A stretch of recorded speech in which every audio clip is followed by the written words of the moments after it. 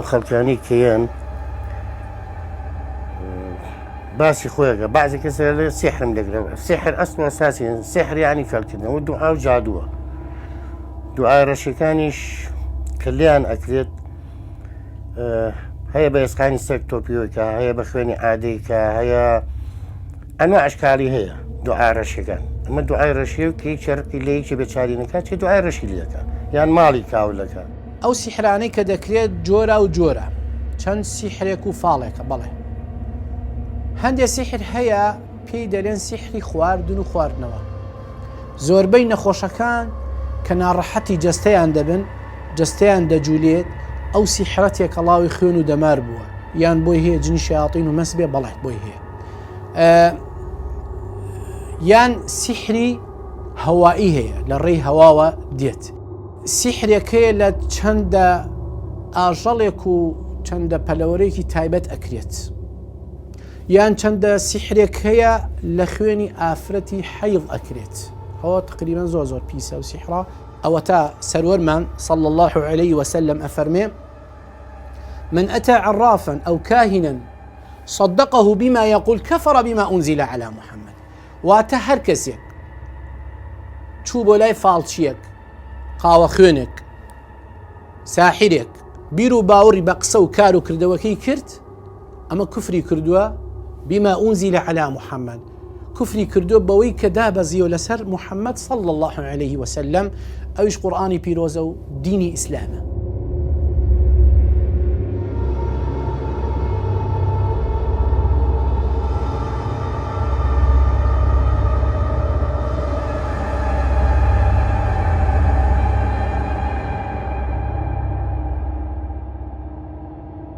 ئەو کەسی کە دوعای ڕەشی لێکرابێ دامە دڵی تەنگە گریانی هەیە شان و ملی قورسە ئەو جۆرەشتە کەم بۆ لای منیش بەدە دەقە چارێککە من بۆی چاکەکەم و زەمانی شەکەم بۆ 10 ساڵیش هەچیشی لێ بکەن سەر نەگرێت چەند خەڵۆتێکم کردووە مادەکە لە دەستمایە مادەکە لە موقناتیسەکە لە دەستمایە ئەو ئازار و شتەی بۆ دەرەکەم بە 10 دەقە چارێکێک نەجاتدم کەیت بۆ لای من حرەکەی لە شوێنی کەکەم ئەو سیحرە بەتاڵە بێت دوایەک دوعای بووەکەم لە ئاوەکەی خوا خۆی پێشوە دوای خاتە ژێر گڵەوە حتا ئەو کاغەزە لە ژێر ئەو گڵا بمێنێت دوعا تەسیری تێناکە ئەو شەرتەی لەگەڵاکەم بە زۆری ئەمە ئەبینین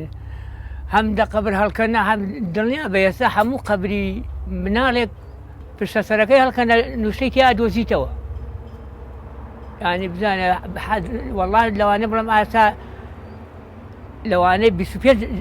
نوشتیان شارد بێتەوە لە یەک پشتەسەری یەک مناڵە کە یەن نوشتە و جادووە شاردنەوانێ و ئێمەژەوەی ڕاستی بێ ئەگەر پێ بزانین ناڵین دوورکەوێتەوانێ دەریێنینەوانێ و ئەیسووتێنین کابرایەکە نوشتەکان بووەکە وایان پێڵێ پیانەڵێ بیکەنە ژووسەری مناڵەوە هێلکەی سوتا و ئەمجا قەفڵە و کورە بەزم ڕزمی زۆرە یەنن ڕۆژێک ئەلێرەوانی ئافرەتی ڕەت بوو بەخوا چوە ئەویان بەقە یەک جەریدا بوو شاردێوانی قەنەعاتی ببێ ناوی 224 نەفەری تیا بوو عەشرەتێکی یابوو بەیەکە ئەرە وەڵڵا وڵای ترمی ئەو نەمێڵا بگاتەوە سەرجادەکە لێرە دەرمێنا و ئاگرم تێبەرە کە دوو ئافرەت هاتن یەکسەر لەگەڵ سەرکەوتنە ناو قەبرەکان لە 100 تا 100 ئەزانی بۆ نووشە شاردنەوەیەن یەن نووسە ئەشارنەوانەوەیتە زۆری پێناسی ئەم جێ گوێڕکەی پێیەکەن لەبەرەوە ئێمە هەست بە هەستی پێ نەکەین بەس ئێمە لەوان زۆر زانکەین لا دەریەکەینەوە بەخوا لەوانەیە بڵم زیاد لە 200 نووسم بەرکرد بێتەوانێ و سووتانەوە بۆ پشتڕاستکردنەوەی قسەکانی مام عەلی بڕیارماندا گەڕانێک بەنێو گۆڕستانەکەدا بکەین و وەک ئەو دەڵێت پشت سەری چەند گۆڕی منداڵێک هەڵبکەنین ئەنجامەکەی سەرسوڕهێنەر بوو لە کۆی 6 گۆڕ 5 دانەیان نوشتە و دوعای تێدا شارا بوو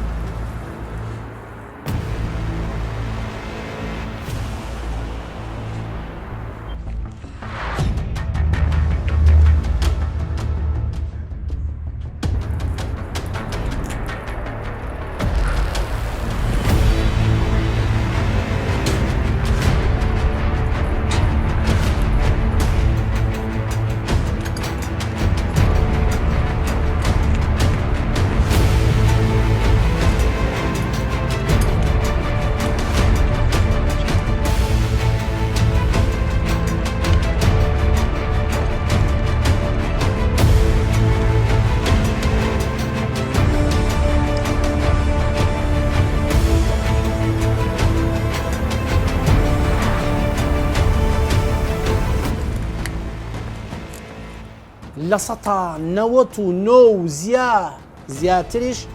ئەو لوشتانەی کە ئەکرێ هەمووی سیحر و فاڵە تەلاسمە و چەند ژمارەیەکە و چەند پیتێکی پرچڕە کە هاوار و هانا دەبات ئەو ساحرە بۆ جن و شیاطین کە سیحرەکە بکەن و تەسیر بکات لەو کەسە. دوعا بۆ ئەمە هاتۆ من ژیانی تۆ تێک بم، دوعا بۆ ئەمە کراوە من حیاتی تۆ تێک بم. ئەو ڕیسالی بوونی پێغەمبەری خۆیان سڵاو عەلەیهی وسەلەم خەڵکانێک هەن لە پشتی ئەمە ئەیانەوێت بەڕاستی ئەو ڕیسالی بوونی پێغەمبەری خۆیان ونکەن، ئەو ڕیسالی بوونی قورئانە ونکەن کە لای بدەن لەو هەدەف و ئامانجێک کە قورئان هەیەی بەرەو هەدەف و ئامانجێک کە لاوەکیە لەوە چێشتێکی کەمی لەسەر بێت. بەڕاستی زۆر گەنج ئێستا خەریکی ئەو شتن بەداخەوە، بەڕاستی بەداخەوە. ئێمە زۆر دەبینین یان بۆمان دێت ئەو نەخۆشەیان بۆ لای چەند مامۆستایەک دەبیستین کە دەڕوات ئەو نەخۆشەوە بۆ لای ئەو کەسە سەیرەکەین تووشی مەسی شەیاطین و جن بووە کە زەختی لێ دەکرێت لەو کەسە سەیرەکەین ئەو کەسە دەستکاری کتابی سیحری کردووە یان پەرتووکی سیحری خوێندووە، چەند نامیرکەیەکی سیحری خوێندووە و ئەو کتابانە زۆر قەدیم و کۆنن طبعا. سەیرەکەین کەسانێک دەستی کردو بەو ئیشە خۆی ئەلێ حەز ئەەکەم فێر بووم یان فێری کردەوەی سیحر بکەم، ئەمە خەتەرترین شتە برا. کتابەکانێکێک لەوان پێی دەلێن شەمس المعارف الكبرى. شەمس المعارف الكبرى یەکێک لە ناودارترین و کۆنترین کتێبەکانی سحر و جادوو، کتێبێکی قەبارە مامناوەندە و زیاتر لە 500 پەڕەیە. چاپی یەکەمی عەرەبیە و وەرگێڕراوەتە سەر چەندین زمانی تر. باز لەوە دەکرێت لە ڕێگەی کۆد و ژمارە و نووسینەکانیەوە دەتوانرێت پەیوەندی لەگەڵ جن و ڕۆحەکان دروست بکرێت. لەگەڵەوەی لە مێژە کتێبێکی یاساغە، هێشتا لە لای کەسانێک خواستی لەسرە و حەزی خوێندنەوەی ڕوو لە زیادبوونە. لەبەر ترسناچی و ئاڵۆزی ئەم کتێبە لەمە زیاتر لەسەری نادوین. کەسانێک هەن ڕێگە خۆشکەری ئەکەن بۆ ئەم بابەتە کە لە ناو خەڵکدا بڵاو ببێتەوە، کە لە ناو خەڵکدا خەڵک ویجهە نەزەری ئەو مەفهومە قورئانی کە قورئان هاتووە لا بدا بیداتە سەر باس و بابەتێک وا بزانین قورئان و حەدیسی پێغەمبەری خوا صلی الله علیه و سلم و ڕوقیەی شەرعی و دوعاکردن هەموو ئیشەکەی ئەوەیە بتوانێت جنۆکەی لە لەش ئینسان دەرگایەنێکە. قورئان باسی کردو جن هەیە، بوونی هەیە و ئاچێتە لاشە ئینسان، بەڵێ ئەچێتە لاشە ئینسان. ئەوە تا زۆربەی ئینسانەکان کە مەسحورن طبعا جن زیاتری ئەچێتە جەستەی ئینسان لەبەر چی؟ لەبەر ئەو کەسە سیحری لێکراوە تووشی مەسی شەیاطینیش ئەبێت، تووشی جنیش دەبێت ئەچێتە گیانی ئەو ئینسانە، بەڵێ ئەچێت. تیم دکتۆرم بۆچی ئەیخوای گەورە طبی بۆچی داناوە چۆن جەستە تووشی نەخۆشە بێت دەرونێش تووشی نەخۆشە بێ. لە دنیای زانستە یان تەنانەت لە دنیای ئاینیشە بڵێ ئەمە جنۆکێش دەرەشی ئەم کەسەوانێ و جنۆکە وای لێکە منوکو دکتۆرە پێتەڵێم بە هیچ جۆرە هیچ بنەمایەکی زانستنیە بۆ ئەم بۆ چوونە نەک بنەمای زانستی نییە، بەڵکو لە ئاینیشە ئەمە بە هیچ جۆرە جێ نابێتەوە کە جنۆکەیەک بێتە لەشی منەوە لەشی تۆ لەشی کەسێکی ترەوە گۆڕانکاری لە ئێمە بکە، چکە ئەم بۆ چوونە ڕێک پێچەوانی بۆ چوونی ئاینی ئیسلامە. کراوە بە بازار ئەمڕۆ خەڵکانێک هەن بازارێکیان گەرم کردووە بە بەڕاستی تەکلیفی قورئانی، مەفاهیمی قورئانی، ڕۆحی قورئانی ون بووە. وا دەزانین قورئان هەر بوو ئەوە هاتووە بچین جنۆکەی لە لەش ئینسانێ دەرکەین، وا ئەزانین قورئان هەر بوو ئەمە هاتووە کە ئەی قورئان پەیامی هیدایەتە. ئەیکوا پەیامی هیدایەتی؟ بسم الله هەڵقێک من كل شيء يهديك. ئەو کەسەی کە ئەخوێنێ بەسەر نەخۆش باشترە لەو کەسانەی کە سیحر و فاڵ و جادوو ئەکەن، دڵنیا باشترە. بەڵام وتمان ئەو کەسە نابێ یعنی ئەبێت ئیلا پارێکی مەبلەغێکی ئەوەندەم بیتێ، بۆ نمونە $100 بێ، $200 بێ. من بیستومە حتا بۆ $500 لە کەسانی سندۆ خوێندوێتی بەسەریە. ئەمە ناجاییزە برا لە شەرعی ئیسلام شتی وان نییە. ئەگەر قەول وا بێ جنۆکەیەک بێ من مؤثیر ببم بە جنۆکە کردار و ڕەفتارەکانم لە حرەکەت بکە، ئەو مدەتی کە کردار و ڕەفتارم لە حرەکەت کەوتووە و کەوتومەتە ژێر تەئسیری کاریگەری چنۆکەیەکەوە، تەکلیفی من چی لێ بەسەر دێ؟ مکەلەفێکە ئەبێ ڕۆژانە نوێژکە، عیبادەت کە، بەندایەتیکە. ئەگەر کەوت بێتە ژێر تەئسیری جنۆکەیەکەوە مادیەن جەسەدی لە ئیش خست بێ، تەکلیفی ئەم کەسە چی لێ دێت بێ ئەو کەسانە جوابی ئەم قسانە بدەنەوە. هیچ نەخۆشیێک نییە لەسەر زەویە کە هۆکارێکی بۆ دیاری نەکرابێ چ نەخۆشیە جەستەیەکان و چ نەخۆشیە دەرونیەکان. نەخۆشی دەرونیش کە بە شێوە گشتەکەی بریتێ لە دوو گروپێکیان نەخۆشی هۆشمەندیە، گروپێکیان نەخۆشی دەرونیە. نەخۆشی هۆشمەندی بە مانای نەخۆشی عەقڵیەکان، ینی گروپێک لە نەخۆشیەکان نەخۆشی عەقڵی کەم کەسە لە ڕووی ژیریەوە توانە کۆمەڵایەتی و پیشەکانی خۆی لە دەستایات. بەشی دوامێتە لە نەخۆشی دەرونی کەم کەسە وەکو دڵی تەنگە بێ، بێتاقەتە بێ، قەلەقە بێ، خەوینێ کۆمەڵی نەخۆشی دەرونی هەن وەکو خەمۆکی، دڵڕاوکێ، ترس، وەسواسی. نەخۆشی عەقڵەکان وەکو شیزۆفرینیا و حاڵتی شادی بوون. بۆن من لە حاڵتی شادی بوون و شیزۆفرینیا ئەم تاکانە ئەوەی کەوا هەندێک ڕەفتاری نامۆ ئەکا خەڵکی ئێمە جنۆکە چێتە گیان بڵین کەسەکە شتێتە بەرچاوی شتە بینێ لەبەر خۆی قسە ئەکا گوێی لە دەنگە بێ ڕەفتاری نامۆ بێ. ئەوە چۆن دەرەکەوێت بە قورئان کە قورئانی بەسەر ئاخوێنی ئەو کەسە ئەجوولێت، ڕەنگی ئەگۆڕێت، پەرکەم ئەیگرێت، تێک ئەچێت، زمانی ئەگۆڕێت، گێڕ ئەبێت.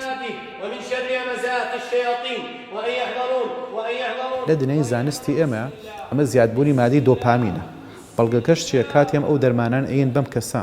ئاسی دۆپامین دابەزێنێ ئەم کەسە نیشانەکانی نامێنە و چاکە بێ. هۆکارێکی هۆکاری سەرەتای ڕوودانی نەخۆشێکە. بڵێن کەسێک کێشێکی خێزانیە بێ،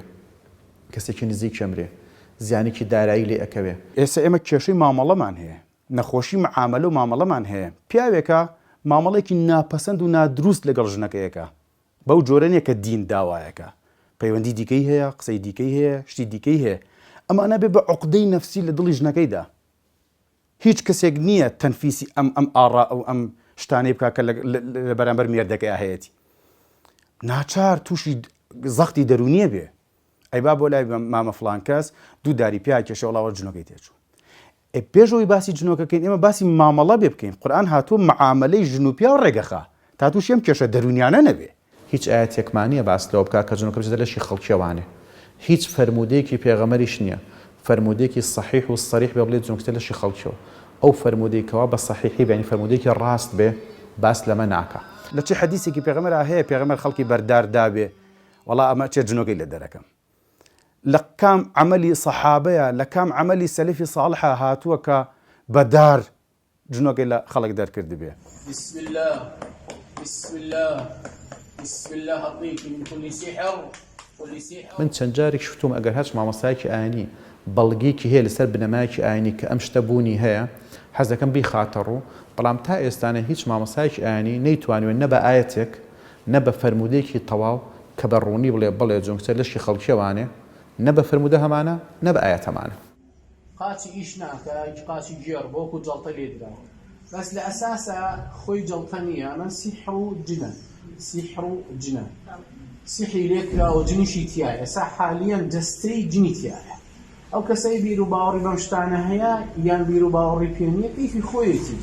ئەو تا دەبینێت بە چاوی خۆ. ئەگەر کابراایەکی کافر چی بکات تووشی نەخۆشی و چی بکات ئەو جنۆکە چۆ گیانیەوە چی لەو بکەین چۆن دەریکەین ئەو بۆ ئەم نەخۆشیە بەس لە ناو ئێمە مسلمانانە هەیە جنۆکە بەس بۆ مسلمانی داماوە وێرێ. ئەی باشە جنۆکەیەکی مسلمان بۆ نایە تەسیر لە منکە هەڵم سێنێ بۆ نوێژەکەم بڵێ خەبەر بەس ئەگەر لە نوێژەکەت بێ. لە 8 ملیار کەس نزیکی ملیار و شتێکی مسلمانە. ئەی ئەو وڵاتانی تر کە مسلمانین بەشێکی زۆری ئاینی مەسیحێ پەیڕەوەکە، بەشێکی زۆری جوولەکە، بەشێکی تری گاپەرستە، بەشێکی هەر باوەڕی بە ئاینە، بەشێکی بوزیە. ئەگەر ئەمانە وایان لێبێ خۆ ئەوانش بە هەمان شت ڕوئەیە. ئەگەر مسلمانەکە هەندێک جار 30-40 دارەیە لەژێر قاچی کەسەکە کابرای مەسیحی بەسێ پرژە ئەو چارەسەرێکە. کابرایەکی خەڵکی هیندستان کە گا ئەپەرستێ ئەم حاڵەتی لە ئفلێج بوونە بەچی چارەسەرەکە. تووکی مانگای بۆ هێنن تووکیگا بۆیە کوڵێنن بە چاپاڵەوە ئەیگرن ئاوەکەیەنێ ئاوێکی چڵکنە هەستێکی سێرەکەی دڵت تێکەڵیە کابرا دوو پەداخەخوات بە چاکە بێتەوان. ئەکرێت تۆ بڵێ پیرۆزی قورئان هێندەی پیرۆزی ئاوێکە کە تووکی گایە بێبی کوڵێن و ئاوکەی بخۆیتەوانێ. کچەکەی من تەمەنی تقریبا 16 ساڵە قاچی دێشا مانگونیوێ نەخۆشەکەی ئێمەش کێشەکەی لە چدا و لە تۆپی سمتیا بوو لەگەڵ ئەو ڕانەیە ڕانیشی وای لە هەر لەو مدەیە کە بلی سەرانشکردن تۆزی ئەستوریش بوو بەس کت و پڕ ئازارەکە زۆر زیاد دەبێت ئەوە بوو نەخۆشەکەمان. وەڵا کە دکتۆر سەیری ئەم هەوە ئەشی ئەو شتەی کردەوە بە هەمان شێوە هیچی دیانە بوو سەری زۆر سوڕما هەرچەند ئەم ئەشی لەوانەیە تقریبا 10 ئەشی ئابوو زیاتر ئێمە هەموو ئەشەکانمان هەموو کۆکردەوە ئەمە ئێنا ئەوەیە برد و هیچ تیسەری لێ ناکەم لەم نەخۆشیەوە تم دکتۆر ئەی باشە تۆ ئەگەر ئەمە بۆ هیچ شتێک نەبێت چارکە ئەی چی بکەم وڵا ئەبێ ڕووکی نەمەلاکان وتی کاکە واز لە مەلایان بێنن کەی وەختی مەلایە برا ئەمان نەخۆشی ترەوە پێویستیم بەلای نییە وەڵاتر ئێمە کە لەوێ هاتین و لای ئەو دکتۆرەی چوینە لای ئەو مامۆستای ئینوانیان پێداین مامۆستاکە لەوێ کانە سێری کردۆشتاوتیەوە کێشەتان چێوتما وڵات کێشەکەمان نەوایە دارەکەی کە پێشی ئەبێ بەداریشەوە بیگرین هیچ توان نایچی نییە تەمان لەوێ مامۆستا کە نەخۆشەکە بۆمان باس کرد وتی ئەم نەخۆشەی ئێوە نەخۆشی دکتۆر نییە مان چۆن مامۆستاوتی ئەمە دوعای لێکراوە ئەمە لەوانەیە دوعاکەش خرابێت ناو خواردنوشتی وەوە خواردنەکەی خوارد بێ قل أعوذ برب الناس ملك الناس إله الناس من شر الوسواس الخناس هەنێ دوعاوشتی بۆ کرد و ئەو شتانە دوعای لێ خوێن لەبەر چای خۆمان لەبەر چای خۆمان دوعاکانی لێ خوێند و دوای ئەوەی وتی هەستا کچم بڕۆ وەڵا کچەکە هەستا نەخۆشەکەمان دەوتی خۆت بڕۆ ئەنجا وەڵا خۆی ڕۆشت لەبەر چاومانە ئەوە ڕۆژ لەنگەلەنگی دەکرد بەس کێشەی نەبوو چونکە جاران نەیتوانین بەدار شقەکەش بڕوە ئێستا ما ئەو نەخۆشەیە کە هێنامان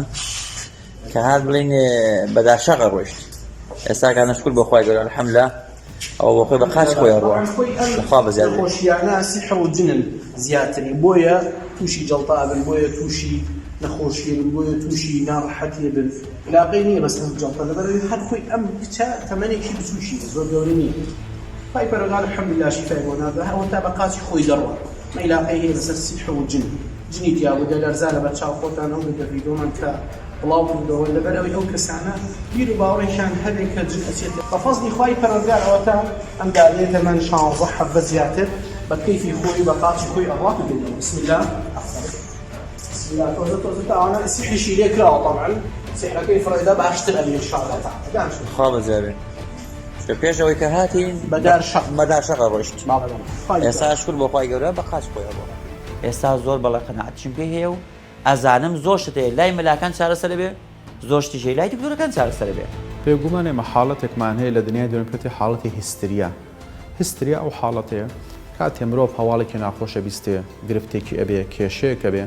ئەم شتە بەلای ئەم کەسۆ ئەو نەگەورەیە لە مێشکە ناتوانێت بە ئاسانی ڕاوی ئەم ڕووداوە بکە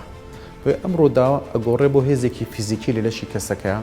یان ئەڵێکێ لە پەلەکانم ئیش ناکە دەستی قاچی یان دەست و قاچێکی بەیەکەوە یان ئەڵێ توانای ئاخاوتنم نامێنێت کە ئەمان زۆر ڕوایە کەسەکە هیچ قسەیەکم بۆ ناکرێت بەس تەنها بە ئیشارەت شتت پێڵێ یان تەنانەت دەڵێت چاوم نابینەوەتێکێ لە هەستەکانی ئەم کەسە یانێکێ لە ماسوورکە جوڵەکانی لە کارەکەوێت لایەنی کەم ڕۆژانە 10 بۆ 15 حاڵەتی وا ئەبینرێت کێتە لای دکتۆر بەس دکتۆرەکە لەو کاتێک کاتی هەبێ 5 بۆ 10 خولەکەندی ڕێنمایی بەم کەسە بە ئەم کەسە هەڵەسێتەوە ئەڕوا واتە من نەکتەنا پسپۆڕێکی بواری دەرونی نابێ بەڵکو بۆ خەڵکێکی ئاسایش ئەگەر تەنها هەندی ڕێنمایە با بەم تاکە ئەم تاکە بەرەو چاکبوونەوە ئەڕوا کەس نییە بڵێ دین خراپە بەڵام ئەم پیشەیە کە ئێستا ئەکرێ ئەمە نەبەشێکە لە دین نەپێشتریش بەشێک بۆ لە دین ئەم پیشەیە بەشێکە لە بیدعە ئەمە بەرزکردنەوەی پێگەی ئیسلام نییە دابەزاندنی پێگەی ئیسلامە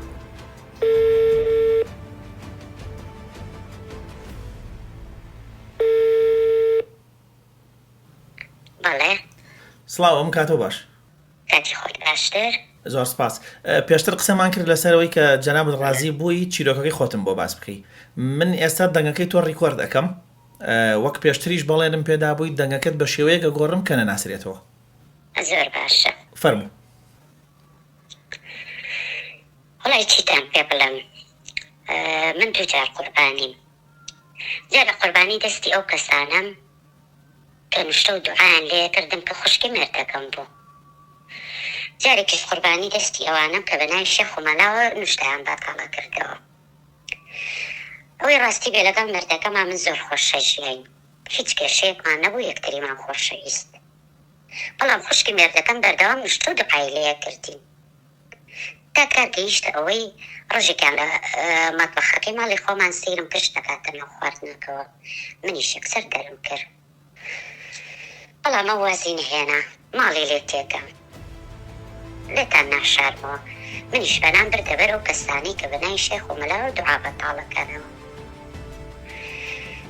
بەڵام لە ڕاستیە هەر جارێ بە بیانی شتێکە و پارەیان لێ سەندم پارێکی زۆریان لێ کێشامەوانێ تا کار گەیشتەوەی داوای شتی خراپیان لێ کردم بەڵام منیش بە حرمەتی خۆمەوە وازم هێنا بەڵام دڵنیا بن سەدان ئافرەت هەیە کە باوەڕ بۆ شتانە کات و تەسلیمیانە بێت بۆیە مناڵم بە هیچ کەسێک بەنانە باتە بەرەوشتانە هیچگە لەوەشکە شخصیەتی ئەڕوات و پارەیەکی زۆری ئەڕوات ئەی لەو دنیا چی جوابی خۆی گەورایەتەوانێ بۆیە من هەرەو ناڵم